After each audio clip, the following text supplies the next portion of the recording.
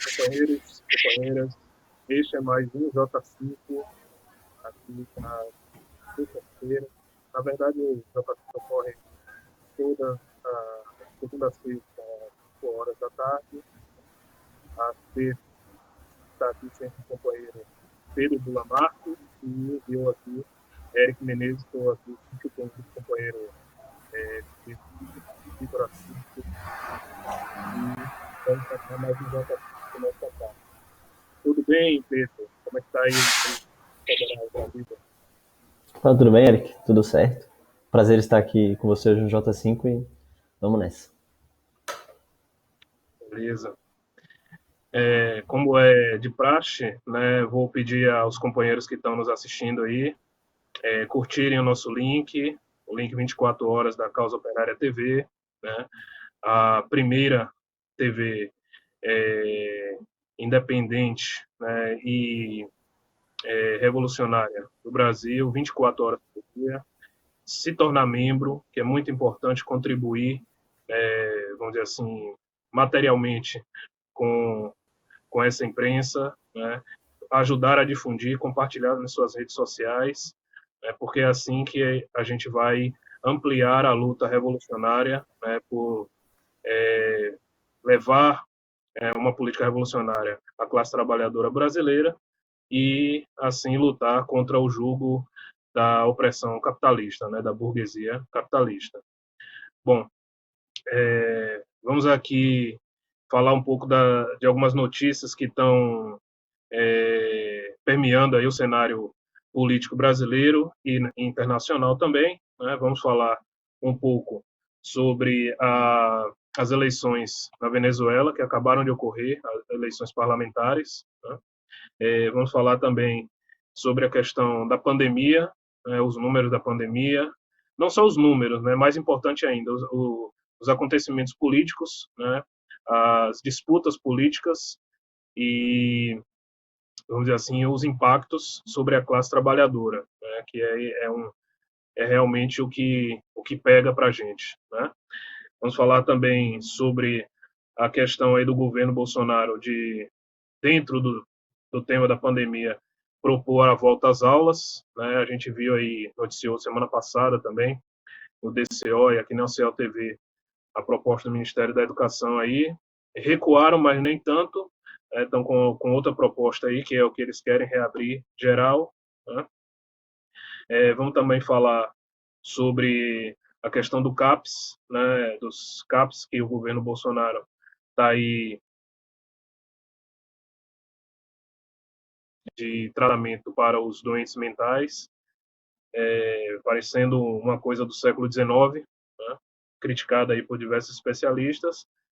Vamos falar também, já adiantando aqui aos companheiros que estão acompanhando notícias aí diárias no Diário da Causa Operária sobre a Universidade de Férias do PCO. Né? Vamos detalhar aqui e pedir a inscrição dos companheiros.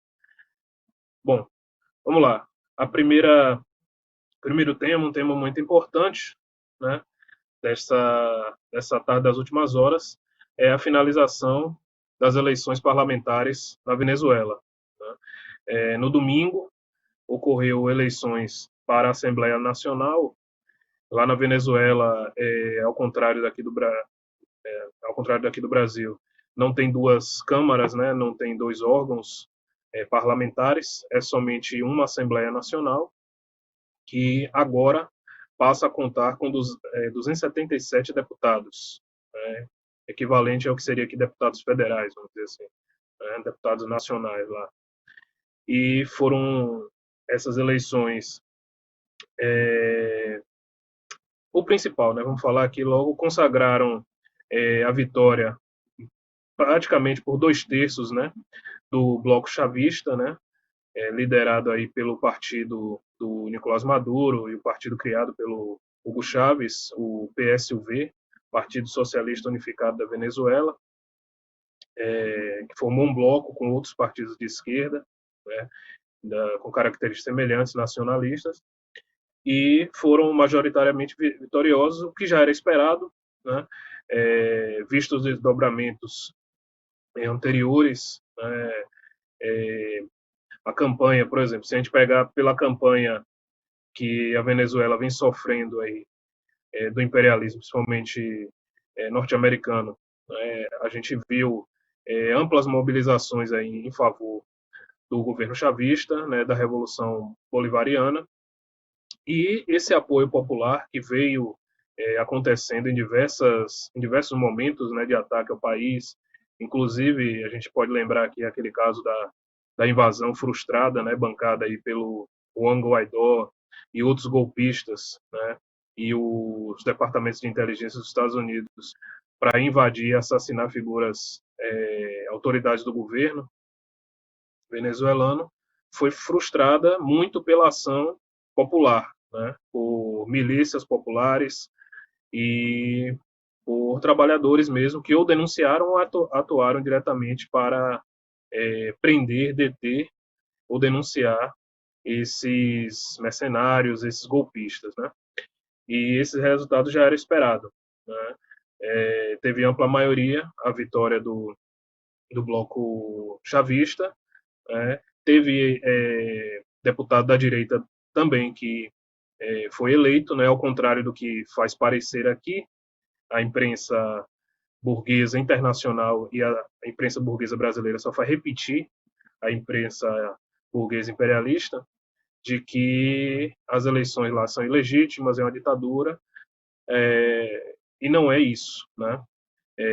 As eleições foram acompanhadas por cerca de 300 observadores internacionais, organismos internacionais e organismos independentes, inclusive alguns até do próprio Estados Unidos, da Europa, que legitimaram, né? Estiveram lá durante teve alguns órgãos que estavam lá há mais de um mês, né? Acompanhando todos os preparativos, né? E legitimaram, né? As eleições e agora a imprensa golpista está utilizando aí só um número, né? Que é a única coisa que eles têm a apresentar, que teve uma baixa adesão, né? Cerca de 33% mais ou menos da população do colégio eleitoral, né? Votou. Mas isso é uma coisa que, de certa forma, já era esperada, né? Isso está acontecendo em vários outros países pelo mundo, né? Aconteceu em Portugal, aconteceu na Romênia, que inclusive teve eleições no próprio neste último domingo também, e foi esse índice por conta da pandemia, né? Por conta de outras dificuldades, e citar também que na Venezuela as eleições são o voto é facultativo, né? O que tende naturalmente a baixar esses números em todo o mundo. Os próprios Estados Unidos também, a depender do momento político, tem um nível de votação baixo. Mas a gente vai falar mais um pouquinho. Pedro, você pode complementar aí, dar os seus comentários aí sobre essa importante notícia aí da Venezuela? Bom, antes de tudo, acho que é importante, né, reconhecer o resultado, é de fato uma importante vitória aí dentro do panorama político venezuelano, principalmente, em você comentou, né, depois de todos os ataques que o imperialismo tem feito sobre a Venezuela e sobre o governo de Maduro, a gente vê que mesmo assim o povo quer ali o PSUV, né, que é o governo do Maduro, enfim, é a decisão do povo, né. Outro aspecto interessante de ressaltar é essa própria questão do boicote da imprensa burguesa, né. Essa parece que é automático, né? Teve alguma eleição num país que não é dominado pelo imperialismo, eles automaticamente falam, não, isso daí tá errado, foi manipulado, é boicote. Foi inclusive o que aconteceu na própria Bielorrússia, nesse último golpe que a gente viu acontecer esse ano. A extrema-direita que estava concorrendo ali contra o Lukashenko, depois de ter perdido as eleições, automaticamente falou que era golpe, que era uma farsa, que era controlado pelo regime, que não era a vontade do povo, e começou a convocar aquelas manifestações artificiais bizarras, né, que a gente viu a presença até de simbolismos nazistas dentro dessas movimentações, demonstrando que é uma coisa completamente criada pelo imperialismo, né? É uma situação ali completamente artificial, querendo criar um fato político de que o governo, de fato popular, na verdade, não tem apoio do povo, né? Que o governo que deveria estar no poder é o governo apoiado pelo próprio imperialismo. Mas, de qualquer forma, um resultado muito positivo ali para a luta de classes, tanto nacional, né, da Venezuela, quanto em âmbito internacional, com certeza. É, é verdade. Queria pedir para a produção já poder passar o vídeo aí. A gente tem um vídeo dos companheiros aí do jornal Brasil de Fato, fazem matérias muito interessantes, trazendo um relato de como foi. Eles entrevistam algumas pessoas lá na Venezuela, alguns eleitores, pessoas comuns, né, para mostrar um pouco, né, em vídeo, todo o clima, o que aconteceu, e até algumas pessoas falando sobre a questão da, da ausência, né, de uma parcela da população, que tem a ver também com a situação econômica, né, enfrentada pelo país por conta do bloqueio econômico, né, falta de combustível, etc. A produção pode colocar aí. O chavismo venceu a maioria das cadeiras da Assembleia Nacional Venezuelana, segundo os resultados prévios divulgados pelo Conselho Nacional Eleitoral do país. Com 82% da votação apurada e um total de 5,2 milhões de votos, cerca de 31% do eleitorado compareceu às urnas. O Grande Polo Patriótico, chapa governista, obteve 3,5 milhões de votos, o que representa 67% do total até o momento. Já a Aliança Democrática ficou em segundo lugar, com 944 mil votos, o equivalente a 17% da votação. Para o analista venezuelano Hernán Vargas, a alta abstenção se deve aos efeitos do bloqueio. La política del bloqueo, y creo que lo otro que quiero rescatar es que la política del bloqueo está pensada para generar un motín, para generar una sublevación, para generar un quiebre de todo orden en el país que conlleve a una salida de fuerza, que el chavismo caiga por vía de un motín interno. Y en la práctica eso no ha ocurrido. Por el contrario, entonces todavía tienes a un tercio del país que sigue apostando a la salida política electoral. O dia de votação foi marcado por muita tranquilidade. Em alguns centros eleitorais se formaram pequenas filas por conta das medidas sanitárias adotadas em meio à pandemia da Covid-19, que limitavam o acesso de 10 em 10 pessoas aos recintos eleitorais. Foram abertas 14.200 mesas em todo o país e mais de 200 observadores internacionais puderam visitar os recintos para verificar o processo. Nosotros como observadores y delegación internacional pasamos por varios escaños de la votación y lo que me pareció fue algo muy ordenado, muy calma. Era muy claro que la gente ha sido experimentada, practicaron cómo votar en los días antes de las elecciones y el resultado es contundente. El problema es que los Estados Unidos no va a reconocer estas elecciones, tampoco han reconocido las anteriores. No importa, la cosa es que es una guerra contra Venezuela y aunque no votó tanta gente, era 32% de la población votante que salió. Parte es porque es evidente que la crisis económica ha afectado mucho el deseo de la gente tener. Certainly, the particular condition in Venezuela, the sanctions, blockade and so on, where there was difficulty accessing petroleum on the day to get to the polling stations and so on, has an impact. But it's a fair election. I think it's good to build on the process and not to try and delegitimize, something that seems to have been, for all pragmatic purposes, a very free and fair election. O presidente do Conselho de Especialistas Eleitorais da América Latina, Nicanor Moscoso, quem já está há um mês na Venezuela coordenando uma comissão de verificação, reiterou a transparência do sistema eleitoral. La tranquilidad en el país y en Caracas ha sido absoluta en todos estos días. No hemos visto en ningún momento tipo de protesta. Nosotros, como Consejo de Expertos Electorales, institucionalmente nos hemos reunido con los candidatos tanto de la oposición como los partidos que pertenecen al gobierno, y todos nos han manifestado su deseo de que la ciudadanía salga a votar, de que decidan su destino y también que tienen confianza en el proceso de votación, es decir, que tienen confiança en la máquina y el resultado que vota la máquina al final del día. Até o momento estão eleitos pela coalizão governista o atual presidente da Assembleia Nacional Constituinte, Diosdado Cabello, a primeira-dama, Cília Flores, e a ex-ministra Asia Villegas. Já pela Aliança Democrática, a maior chapa opositora, Luiz Romero, do Partido Avançada Progressista, também garantiu sua cadeira.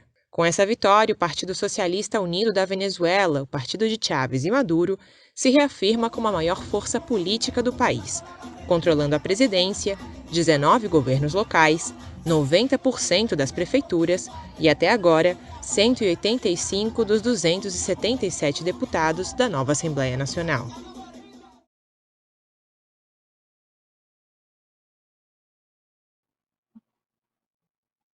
É isso aí, a gente viu. Esse vídeo é muito interessante, né? Dá um panorama geral de como foram as eleições.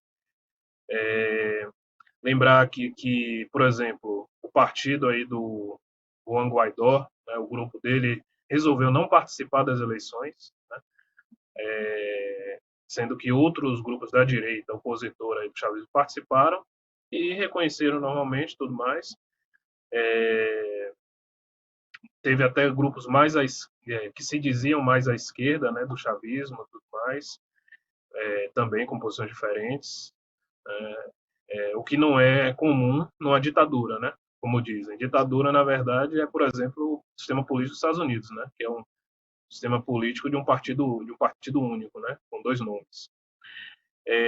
Pedir aos companheiros se quiserem detalhar a situação. A gente teve há pouco aí o programa Conexão América Latina, né? Apresentado pelo companheiro Eduardo Vasco, que detalha melhor a situação aí do continente, inclusive essa questão da Venezuela, e outros programas também internacionais da COTV. Bom, vamos passando aqui para o próximo ponto da pauta. A gente tem a questão aí do governo Bolsonaro que está querendo trazer de volta os campos de concentração manicomiais. Como é que é isso aí, Pedro?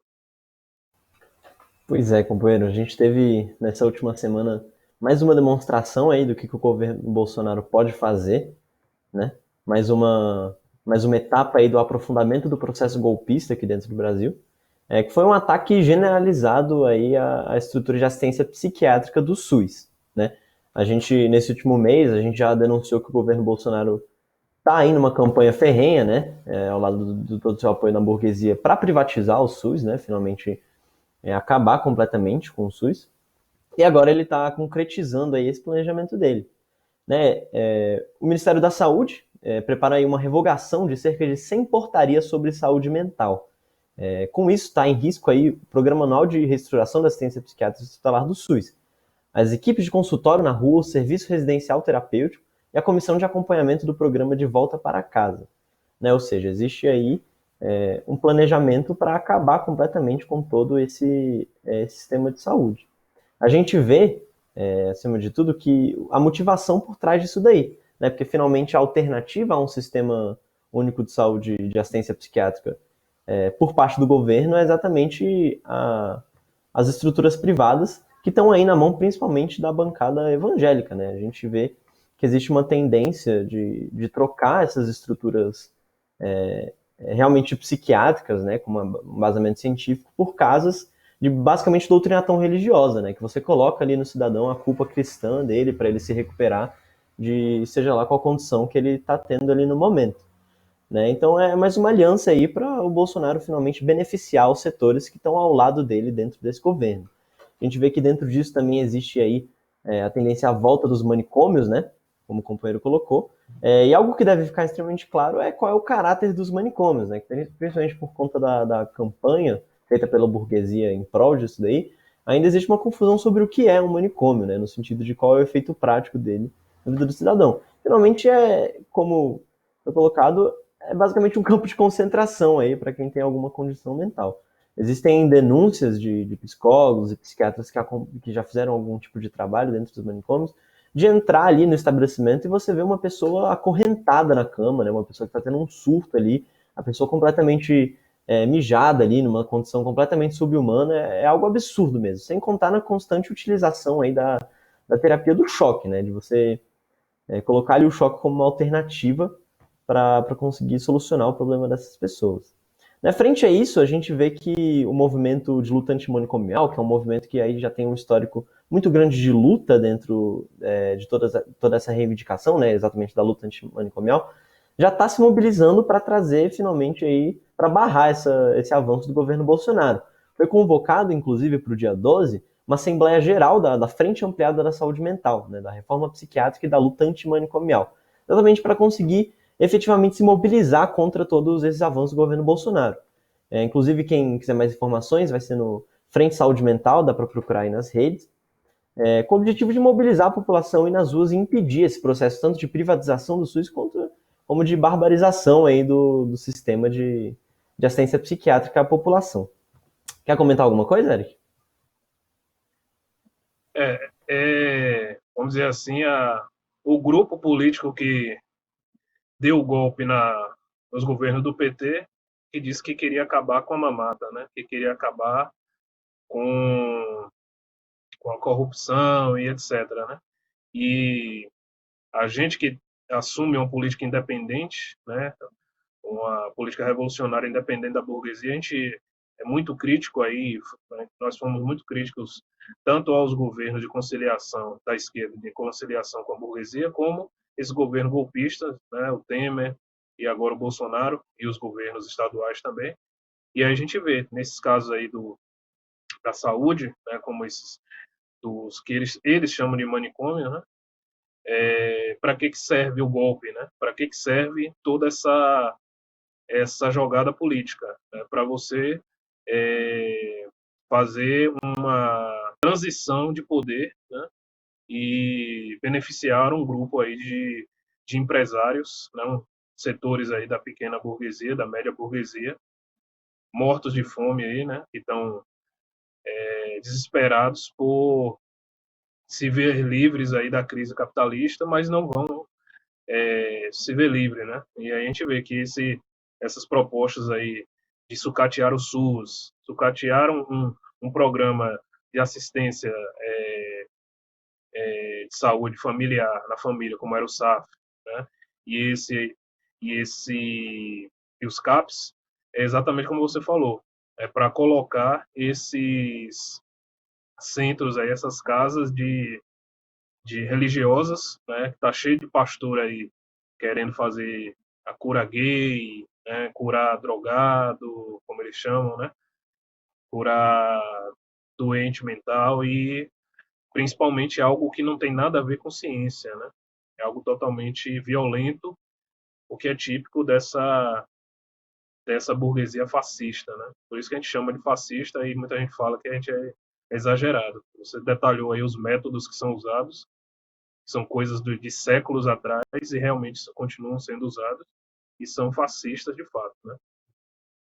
Bom, vamos passar aqui para o próximo ponto da pauta, e aí a gente acaba não saindo do fascismo aí da extrema direita, né? Nas demais questões, mas vamos tratando por um ângulo diferente, né? A questão da pandemia, né? A pandemia está, como a gente vem frisando, né? Principalmente no Diário da Causa Operária, está fora de controle, né? Foi feita toda uma operação na imprensa burguesa aí, nos últimos meses, de agosto, provavelmente para cá, para promover a reabertura, né, das atividades completamente, aquelas que ficaram fechadas, né, ou parcialmente fechadas. E com isso, os números eles passaram a ser ainda mais fraudados, né, os números da pandemia. E veio as eleições e continuou a fraude, né, passaram a utilizar outros métodos. Muita gente nos hospitais aí denunciou que não estava sendo divulgados boletins, né, de saúde por conta das eleições, para não, vamos dizer assim, não atrapalhar o interesse de um candidato aí, um prefeito, determinados grupos políticos da direita aí que estão no poder.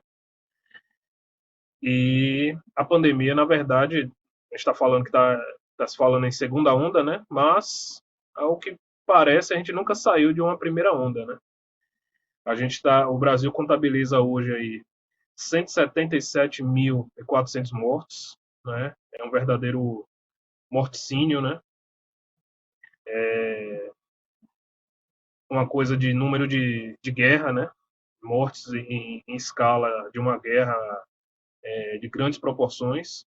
6.630.000 infectados, né? e os números continuam a crescer, né? Agora que passou as eleições, como a gente viu aí no caso de São Paulo, o governador científico, né, o Dória, ele no dia seguinte já decretou restrições de atividades, restrições de horário de funcionamento, né, que antes, uma semana antes, não era o caso. Mas o vírus explodiu exatamente no dia subsequente às eleições, né? E a gente está vendo isso acontecer em todos os estados, né? Aqui na Bahia, por exemplo, o governador Rui Costa, do PT, afirmou que não vai ter festa de Réveillon, né?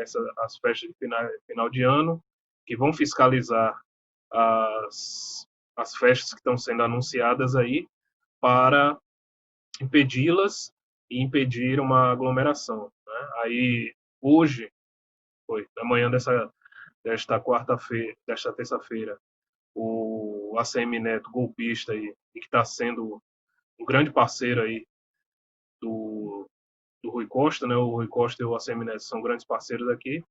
Ele decretou também que o Festival da Virada aqui, que acontece em Salvador, e é uma festa aí nacional, né? Tudo mais, reconhecida, não vai ter nem live, né? Ia ser uma live, ia ser um show no Forte São Marcelo, lá na área histórica da cidade, não vai acontecer, vai ter um fechamento só pro Réveillon, né? Final do mês, Natal. Fechamento das áreas nobres, Rio Vermelho, Barra, as áreas turísticas, por conta dos números que estão crescendo. E também no Rio de Janeiro, né? Em São Paulo, em Curitiba foi decretada desde a semana passada também o fechamento de atividades, fechamento mais cedo, toque de recolher à noite, né? E o principal fica de lado, né? Que é a exposição dos trabalhadores, dos milhões de trabalhadores que diariamente têm que pegar seu ônibus lotado, né? O metrô lotado, o trem, se deslocar para o trabalho, desenvolver sua atividade sem equipamentos, sem nenhuma segurança. Tudo que foi apresentado até hoje por esses governos são meros paliativos, né? Máscara, isso não garante nada, né? O que poderia garantir seria começar a gente a ter um esclarecimento aqui sobre os números, seria a testagem em massa, né? Que vale destacar que o Rio de Janeiro começou a prometer que vai fazer uma testagem em massa, o que a gente já está vendo que não é verdade, né? Porque vai depender de você se cadastrar no aplicativo e responder lá e agendar o seu teste. Só que a testagem em massa é algo para você ser feito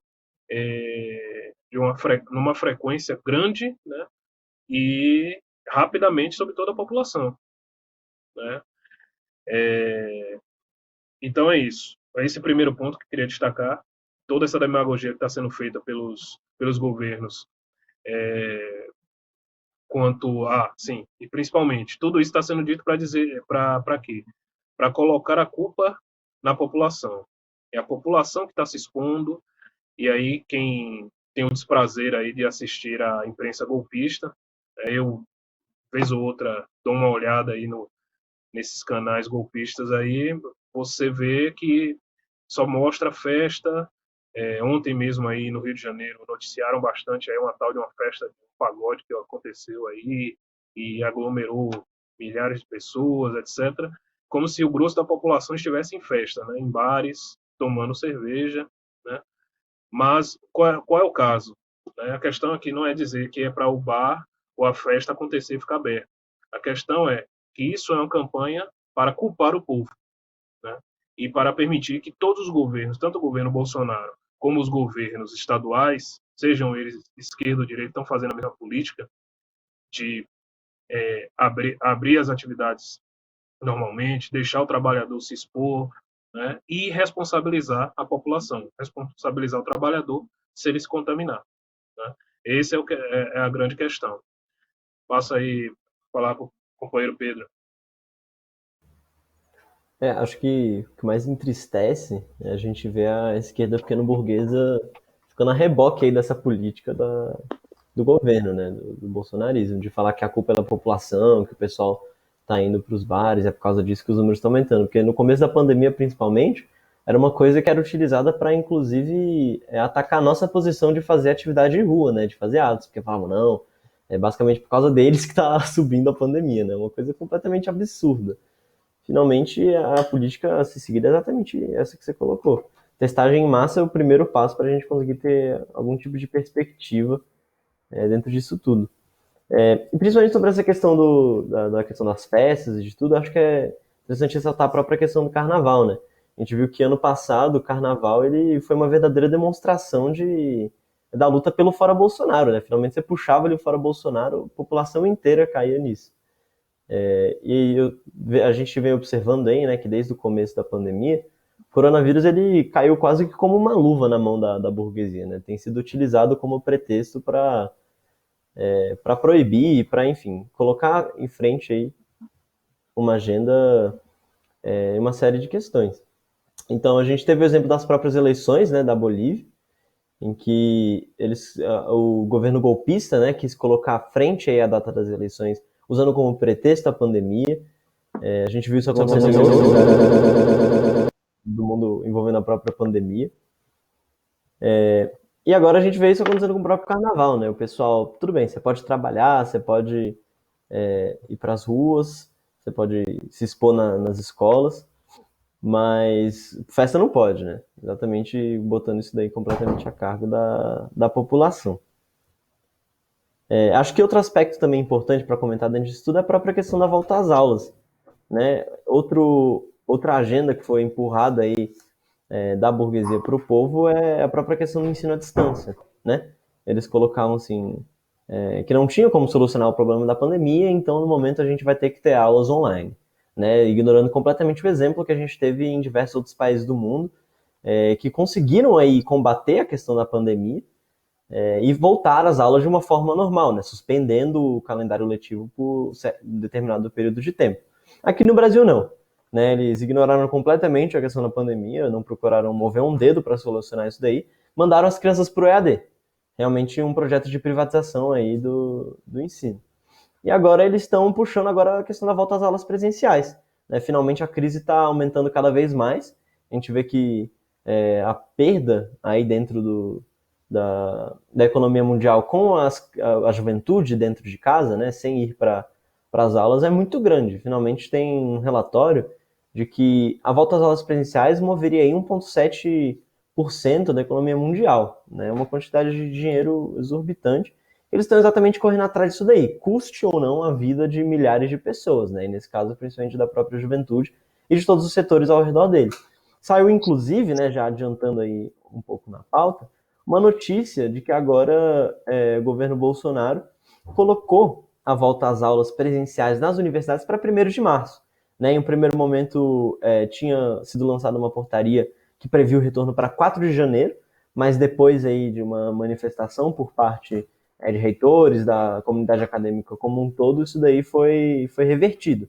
Né? Mas aí a solução foi, bom, o Milton Ribeiro, né, o ministro da Educação, promoveu aí uma reunião com reitores e representantes das universidades particulares e públicas, em que foi decidido esse novo prazo aí do dia 1 de março, né? Você vê que 2 meses não vão fazer diferença nenhuma, com certeza, afinal de contas a gente não tem um programa de vacinação bem estruturado para atender todos os setores da população, tampouco qualquer tipo de medida para combater a crise sanitária nos seus menores níveis, né? Então a volta às aulas sendo 1º de janeiro, quer dizer, 4 de janeiro ou 1º de março, de qualquer forma é o genocídio da juventude, né? Por isso que a gente coloca aí em primeiro plano a questão da volta às aulas só com vacina. É realmente a única medida que consegue garantir a segurança da população como um todo. E aí, caso contrário, né, exatamente, não vai ser nem uma segunda onda que vai vir, vai ser uma terceira, uma quarta.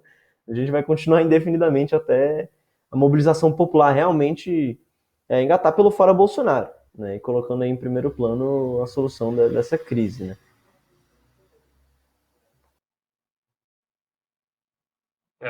Exatamente. Você falou em vacina, né? E lembrar aqui um aspecto que está sendo levantado aí como toda uma polêmica, entre aspas, aí, os governos estaduais e o Bolsonaro, né?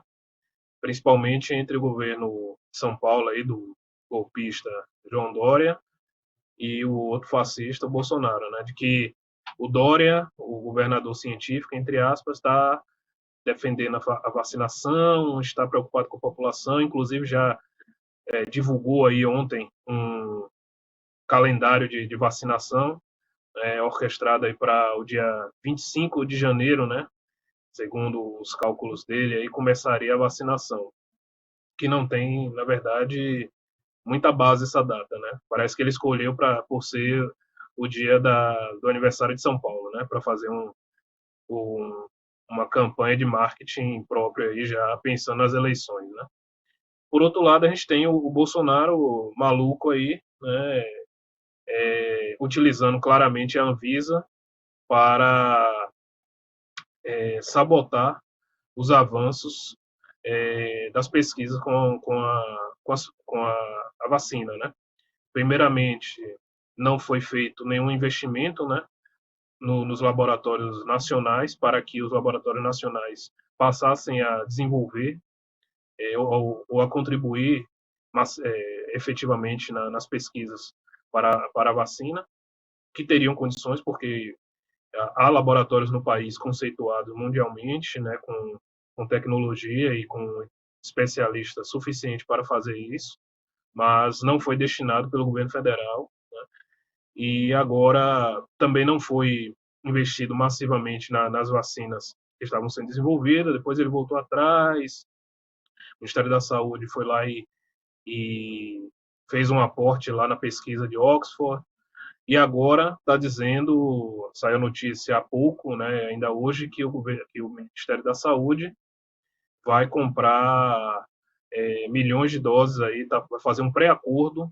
com a Pfizer, né, para comprar a vacina da Pfizer, que é aquela que tem os mais problemas, né? Pfizer, BioNTech, né? Essas duas empresas aí que desenvolveram, que é aquela vacina que precisa ser transportada, ficar refrigerada aí a menos de 70 graus Celsius, o que é uma coisa que cria um empecilho logístico, né? Que nem todos os lugares têm. Várias cidades, vários estados já disseram que é complicado ter essa vacina, mas com algum interesse estranho aí que a gente não sabe bem.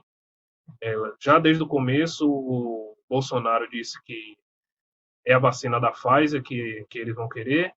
E outra, a vacina da Pfizer, segundo eu vi de um secretário de saúde aqui da Bahia, é a vacina mais cara que tem. Segundo ele, as vacinas que estão disponíveis aí, que estão, né, à frente para serem disponibilizadas, estão custando cerca de 5 dólares a dose. E a vacina da Pfizer está sendo cotada a mais de 20 dólares, não, 20 reais, desculpe, a dose, né, e as outras 5 reais. O que deveria ser um motivo de preocupação, né, porque é um custo exorbitante, né, sendo que você tem outras opções, né, teria outras opções.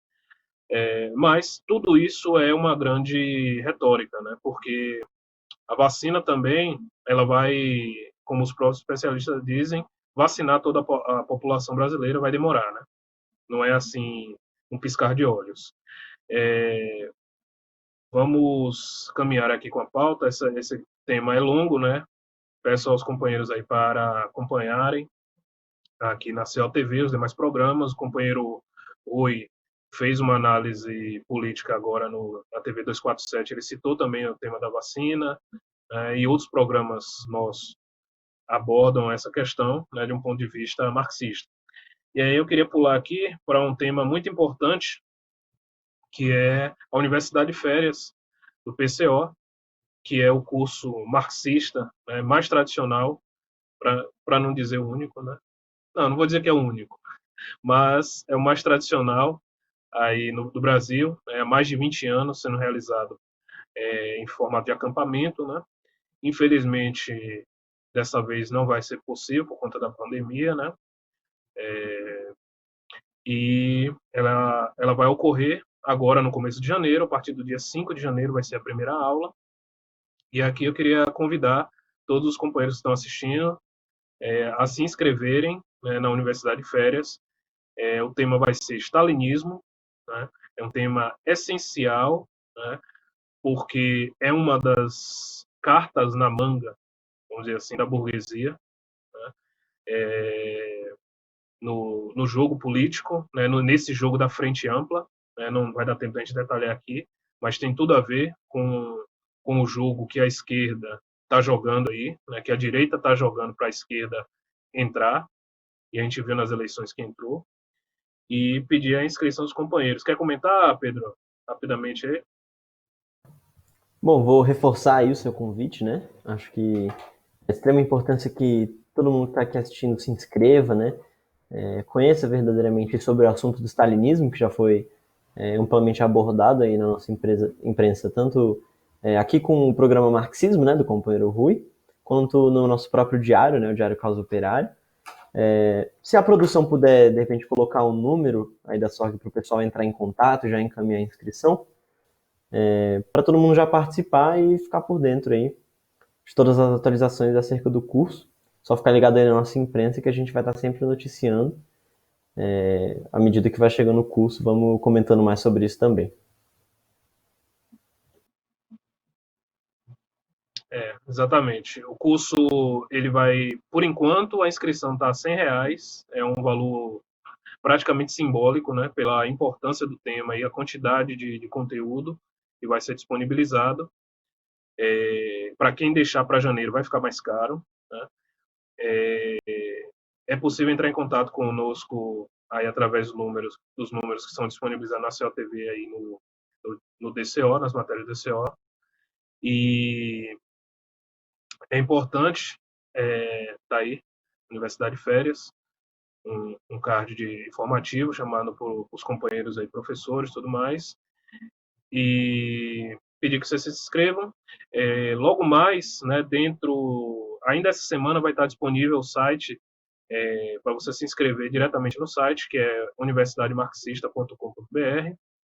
Você vai ter acesso ao seu login e senha, e é por onde você vai entrar e assistir o curso. Só vai ter acesso quem se inscrever, né? Não vai ser aberto no YouTube, tá bom? É importante que os companheiros contribuam e participem dessa importante atividade, que é referência na política revolucionária brasileira e até mundial, né? E com isso a gente vai encerrando aqui o nosso J5. Queria agradecer ao companheiro Pedro. Pedro, faz sua despedida rapidamente aí. Opa. Bom, agradeço aí, companheiro Eric. Agradeço a todo mundo que está acompanhando a gente aí pelo nosso link 24 horas. E vou aqui reforçar o convite, né? Várias notícias que a gente está noticiando aqui. Você pode conferir elas diretamente no nosso diário, né? O Diário Causa Operária, que você pode acessar aí por causaoperaria.org.br, para sempre estar ligado aí nas notícias mais quentes sobre a análise marxista e trotskista que o Partido da Causa Operária está fazendo aí. Valeu, pessoal. Até a próxima. Exatamente. É isso, companheiros. Obrigado. Compartilhe nosso link. Continue assistindo. Agora a gente vai ter aí o programa... Deixa eu ver aqui. Aí eu já confundi. Eu sou de quinta. Continue no nosso link 24 horas. No final do dia a gente tem aí para substituir Isso. A gente tem o Arquivo 29, importante programa sobre a história revolucionária, a história do PCO, né, e as disputas políticas aí que o partido participou. Às 20h30 a gente tem o resumo do dia, né, para substituir aí os jornais da imprensa golpista. Continue com a gente, compartilhe nosso link. Obrigado, se inscreva no canal. Obrigado e até a próxima.